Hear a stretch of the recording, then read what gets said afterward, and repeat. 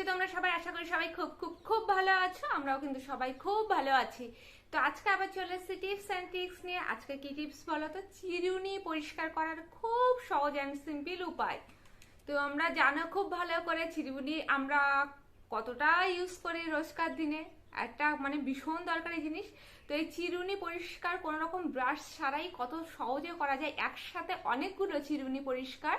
তো তোমাদেরকে আমি জানাচ্ছি যে আমি কি করে একসাথে অনেকগুলো চিরুনি পরিষ্কার করি, আর কিন্তু সামনে দাঁড়িয়ে থেকে সময়ও দিতে হয় না। তো চলো শুনতে থাকো। প্রথমে একটা গ্যাসের মধ্যে একটা পাত্রে গরম জল বসাতে হবে, বেশ কিছুটা পরিমাণ গরম জল, যতগুলো চিরুনি পরিষ্কার হবে সেই হিসাব মতো, যাতে চিরুনিগুলো ওর মধ্যে ডোবানো সম্ভব হয়। সেই গরম জলের মধ্যে তারপরে দিতে হবে খাবার সোডা। খাবার সোডার সাথে দিতে হবে যে কোনো শ্যাম্পু দিতে পারো, ফেস ওয়াশ দিতে পারো, বা যে কোনো বাসন মাজার কোনো লিকুইড আর কি জেল যেটা থাকে সেটা দিতে পারো, বা ভিমবার একটু গুঁড়ো গুঁড়ো টাইপের করেও দিতে পারো, যেটা খুশি দিয়ে ভালো করে জলটাকে ফোটাতে হবে।